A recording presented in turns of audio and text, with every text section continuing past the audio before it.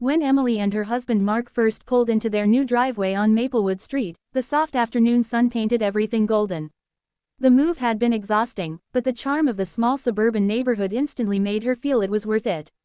Children played on the sidewalks, distant laughter floated through the air, and neighbors waved warmly from their porches. Across the street stood an older brick house with ivy creeping along its front wall. The curtains in the front window fluttered gently. Emily noticed an elderly man sitting in a wooden chair, reading a newspaper, with his window wide open. It was a crisp day, a little chilly even, but there he sat calmly, as if he didn't feel the breeze.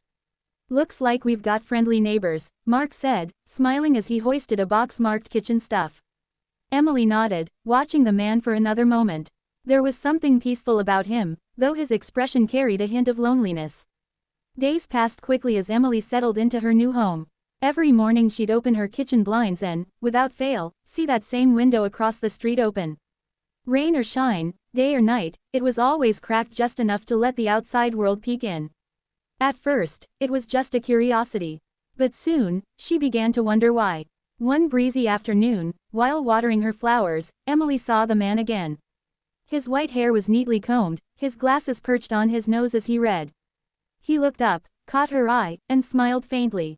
She waved back, returning his gesture. That small connection made her day feel brighter. Later that evening, Emily mentioned it to Mark. "Have you noticed that Mr.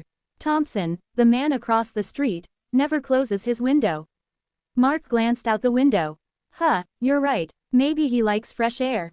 Even when it rains," she said softly. They laughed it off, but Emily couldn't stop thinking about it. There was something about that open window that felt intentional. A week later, a heavy rainstorm rolled through the neighborhood. The wind howled, thunder rumbled, and raindrops pounded against the glass. Emily went to close her living room windows and glanced across the street. There it was again, the same open window, curtains fluttering wildly. She bit her lip, worried. Mark, his window's still open. Should we check on him? But by the time Mark found his umbrella, the rain was coming down too hard.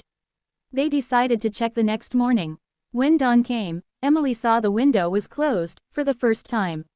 Relief washed over her. Later that day, she decided to bring over a basket of muffins as a neighborly gesture.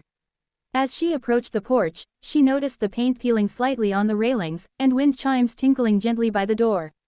She knocked softly. After a moment, the door creaked open.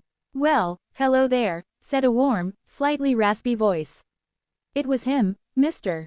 Thompson. "Hi, I'm Emily. My husband and I just moved in across the street. I thought I'd bring you something sweet." He smiled, eyes twinkling. "How kind. Come in, dear, if you have a moment." His home was tidy but filled with memories, framed photos of a smiling woman, books stacked neatly, a vase of fading roses on the dining table. They sat for tea, and as the conversation flowed, Emily finally asked gently, "If you don't mind me asking, why do you keep your window open all the time?" Mr. Thompson chuckled softly. "Ah, that window. My late wife, Margaret, loved sitting right there. She said it made her feel connected to the world, the smell of rain, the sounds of children playing, the breeze through the curtains. After she passed, I couldn't bring myself to close it." Emily felt her throat tighten. "That's beautiful," she whispered. "It helps me feel like she's still here," he added quietly. From that day on, Emily made it a point to visit him every week. They'd share coffee, talk about life, and laugh about the little things. She learned that Mr. Thompson had been a music teacher for 40 years, loved gardening, and still played the piano every evening. Soon, the entire neighborhood grew fond of him. Kids would stop by to hear his stories, and the elderly ladies from down the street began bringing cookies. The open window became a quiet symbol of warmth and connection, a reminder that kindness can bridge even the deepest loss. As the months went by, Emily noticed a change in Mr. Thompson. He smiled more, moved a little easier, and began to close the window at night again. One snowy December evening, Emily found a handwritten note on her doorstep. It read, "Greater than, dear Emily. Thank you for knocking on my door when others just walked by. You reminded me that even though life changes, the heart can always find light again. Your friend, Mr. Thompson." Tears welled up in her eyes as she looked across the street.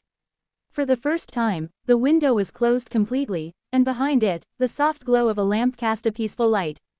In the spring, when Mr. Thompson passed away quietly in his sleep. The whole neighborhood attended his memorial. Emily spoke, her voice trembling but proud.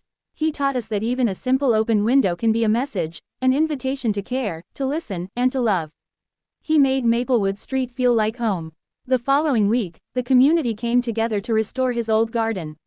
They planted roses, his wife's favorite flower, right beneath that famous window. And every year since, someone, often Emily, gently opens it, just a little, in his memory.